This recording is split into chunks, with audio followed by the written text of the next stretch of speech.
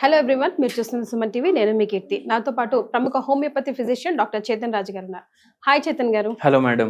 మీ language లోనే మాట్లాడాలంటే ఏదైనా కీబోర్డ్ స్విచ్ బోర్డ్ పని చేయాలంటే వైర్లు బాగా పని చేయాలి కదా.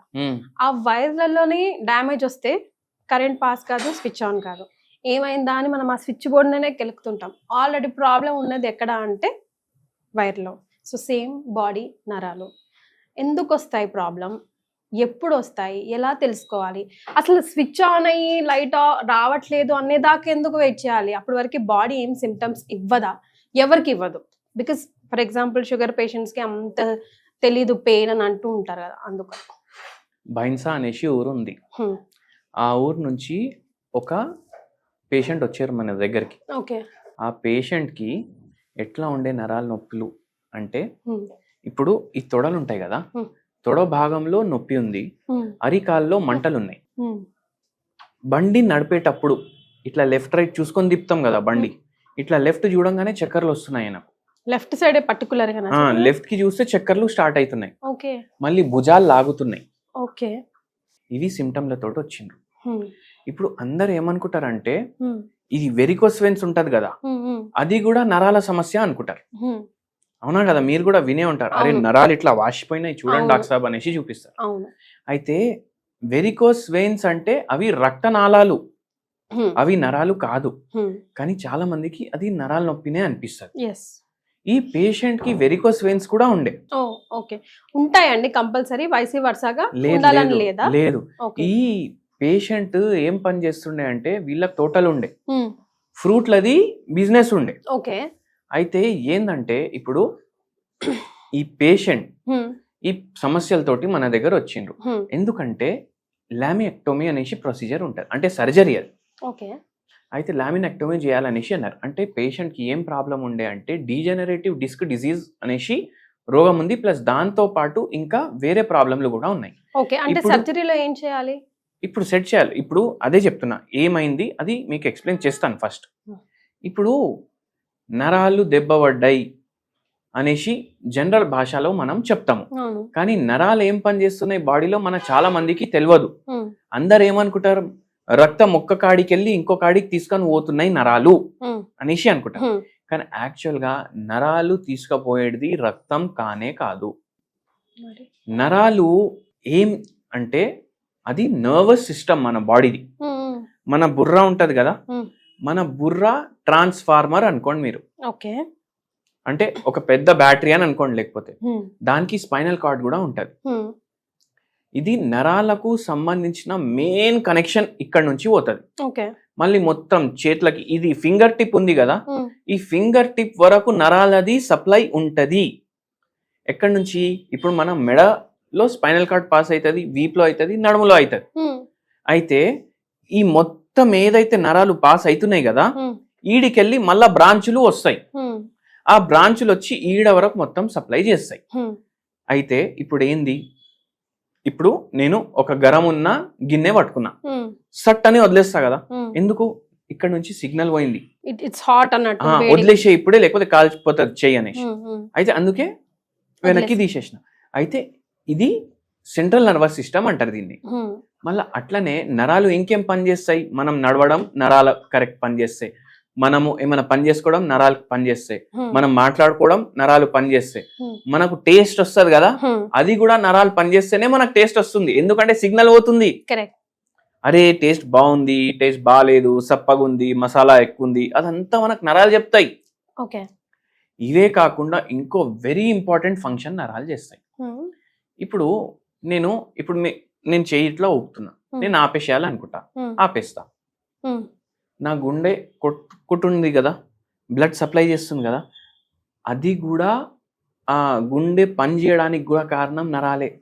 అంతే కదా. ఇప్పుడు నేను గుండె ఆగిపో అని చెప్తే ఆగిపోతుందా? ఆగిపోదు. సో జీర్ణం ఆగిపో అని చెప్తే ఆగిపోతుందా? ఆగిపోదు. దాన్ని ఆటోనామస్ నర్వస్ సిస్టమ్ అంటారు. ఓకే. ఆటోనామస్ నర్వస్ సిస్టమ్ ఏంది? అది మన చేతిలో ఉండవు, అది నడుస్తూనే ఉండాలి. మనం పడుకుంటే కూడా గుండె నడుస్తూనే ఉండాలి, కిడ్నీలు నడుస్తూనే ఉండాలి, లివర్ అయితే దానికి కూడా నరాలు సప్లై ఉండాలి కరెక్ట్ గా.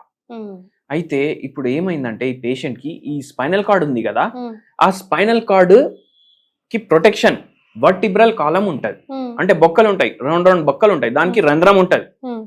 ఫింగర్ రింగ్ ఎట్లుంటది రంధ్రం అట్లా ఉంటది. ఇప్పుడు ఫింగర్ రింగ్ మనం ఈ ఫింగర్ రింగ్ ఉంది, ఈ ఉంగ్లీలో వేసినాం కదా, అట్లనే ఇట్లా ఎన్నో రింగులు ఉంటాయి. డాక్టర్ సాబ్ నాకు L4 L5 లో ప్రాబ్లం ఉంది అది అంటాం కదా. L4 అంటే 4th లంబార్ వర్టిబ్రే, అంటే 4th నంబర్ రింగు, అది దాంట్లోకి వెళ్ళి స్పైనల్ కార్డ్ పోతుంది. ఇప్పుడు ఇది ఏం చేస్తుంది, షాక్ ని అబ్జార్బ్ చేస్తుంది. ఇప్పుడు మనం దుంకినాం హైట్కి వెళ్ళి, ఆ షాక్ ని అబ్జార్బ్ చేసుకుంటది. బండి మీద పోతున్నాం, షాక్ ని అబ్జార్బ్ చేసుకుంటది, ప్రొటెక్షన్ చేస్తుంది స్పైనల్ కార్డ్ కి. ఎందుకంటే పైప్ లాగా ఉంటది, ఏమన్నా కొంచెం దెబ్బ తగిలినా అది డ్యామేజ్ అవుతుంది. కానీ ఇప్పుడు ఏమవుతుంది అంటే ఒక్కొక్కసారి ఇవి డీజనరేషన్ అవ్వడం స్టార్ట్ అవుతుంది. ఈ పేషెంట్ ఎవరైతే బైన్సా నుంచి వచ్చిండ్రో వాళ్ళకి కూడా అదే అయింది, డీజనరేటివ్ డిస్క్ డిజీజ్ అయింది. అయితే ఆ బొక్కల్లో ఆస్టియోపోరోసిస్ అయిపోయింది, అంటే ఆస్టియోఆర్థరైటిస్ అనుకోండి నార్మల్ భాష. ఆస్టియోఆర్థరైటిస్ అంటే అందరికి అర్థమయ్యే పదం. అందరు ఏమనుకుంటా, అరే మోకాలే దెబ్బ పడ్డాయి అనుకుంటా, కానీ అక్కడ కూడా అవుతుంది. దానివల్ల ఏమైందంటే ఇప్పుడు ఇది స్పైనల్ కార్డ్ ఉంది, అంటే మెయిన్ నరం మన బాడీది ట్యూబ్, ఇక్కడ మొత్తం రింగులు ఉంటాయి కదా ఇట్లా, ఆ రింగులు దీన్ని ప్రెస్ చేస్తున్నాయి. ప్రెస్ చేసి ఇప్పుడు కరెంట్ పాస్ అవుతుందా, సరిగా అవ్వదు కదా, అవ్వదు, ఎందుకంటే కంప్రెషన్ ఉంది. అయితే సడన్ గా షాకులు కొట్టడం, తొడ నొప్పి అవ్వడం, పిక్కల్లో నొప్పి అవ్వడం, అరికాల్లో మంటలు రావడం, మొత్తం బాడీ అంతా ఎక్కడైనా ఎఫెక్ట్ అవ్వచ్చు. నడుములో ఎఫెక్ట్ అయిందంటే కింద భాగం ఎఫెక్ట్ చూపిస్తుంది, మెడలో ఎఫెక్ట్ అయింది అంటే తలకి ఈ చేతులకి ఎఫెక్ట్ చూపిస్తుంది. సో ఈయనకు చేతులలో కూడా ప్రాబ్లం ఉంది, నడుములో కూడా ప్రాబ్లం ఉంది. దాని అర్థం ఏంది, రెండు నడుము భాగం కూడా ఎఫెక్ట్ అయింది, మెడ భాగం కూడా ఎఫెక్ట్ అయింది. ఎందుకు అవుతాయండి ఇట్లా? ఎందుకు అవుతాయి అంటే ఇప్పుడు ఆస్టియో ఆర్థరైటిస్ మనకు తెలుసు కదా, సరిగా ఫిజికల్ యాక్టివిటీ లేదు, అందుకే కూడా అవుతుంది. వంశపారపరంగా కూడా అయితే అవుతుంది. ఇప్పుడు వీళ్ళ అమ్మ నాయనది మేనరికం మ్యారేజ్, అప్పుడు జీన్స్ కామన్ ఉంటాయి కదా, అంటే అమ్మకు జీన్స్ లో ఉండే ప్రీడిస్పోజిషన్ ఏవైతే రోగాలకు ఉంది, నాయనకు కూడా అదే రోగాలకు ఉంటది కదా. అయితే అవే రోగాలు వచ్చే ఛాన్సులు ఇంకా ఎక్కువ అయిపోతాయి. సో అది కూడా ఉండే. మళ్ళా అన్నిటికన్నా ఎక్కువ ఏంటంటే ఈయనకు పరేషానీలు బాగా ఎక్కువ ఉండే. మోసం చేసిండ్రు, దగ్గరున్న చుట్టం మోసం చేసిండ్రు. మోసం చేసేసరికి ఆయన తట్టుకోలేకపోయిండు. ఏంది డబ్బులు లాస్ అయిందని కాదు, నాకు ఎవరైతే నేను నా వాళ్ళు అనుకున్నానో వాళ్ళే నాకు మోసం చేసిండు. ఆ మాట దిమాక్లోకి వెళ్ళి దిగట్లేదు ఆయనకు. అట్లా ఆలోచించి ఈ ప్రాబ్లంకి వచ్చేసిండ్రు. ఇప్పుడు మెట్లు ఎక్కేటప్పుడు షాక్ వస్తుంది, మళ్ళా ఈ అరి చేతుల్లో మంటలు, ఇట్లా కుజాయించుకోవాలి అనేసి అనిపిస్తుంది. మళ్ళా ఇట్లా ఎర్రగా అయిపోతున్నాయి చేతులు, వేడిగా అయిపోతుంది. అయితే నిద్ర కూడా డిస్టర్బ్డ్ ఉండే. మళ్ళీ దాని తర్వాత నిద్ర పోయినప్పుడు బిల్డింగ్లు కట్టేటట్టు కలలు వస్తున్నాయి.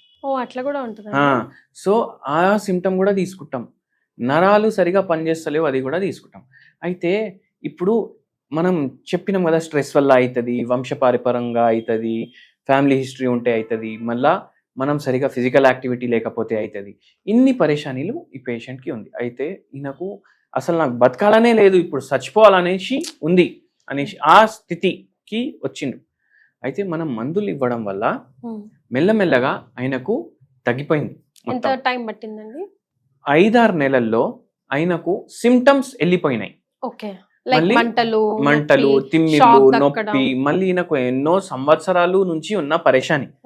మళ్ళా మెల్లమెల్లగా ట్రీట్మెంట్ వాడుతూ మనం 1.5 year మందులు వాడిపించినాం. ఎందుకంటే మళ్ళా భవిష్యత్తులో రావద్దు రోగం అనేసి వాడిపించినాం. దాని తర్వాత ఆపేసినాం. అయితే చాలా మంది ఏం చేస్తారంటే పాన్లు, గుట్కాలు, సిగరెట్లు తీసుకుంటారు.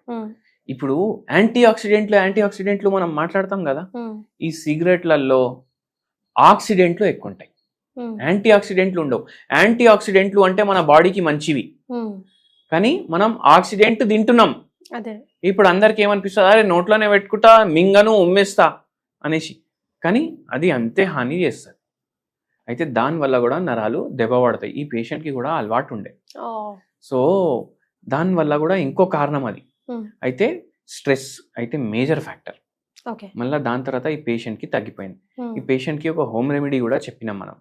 ఏంటంటే రోజు మీరు గ్రీన్ టీలా నిమ్మకాయ పిండేసి తులసి ఆకులు 4 జర దంచుకొని అవి వేసి బాయిల్ చేసి అట్లా గ్రీన్ టీ తయారు చేసుకొని తాగమని చెప్పినాం.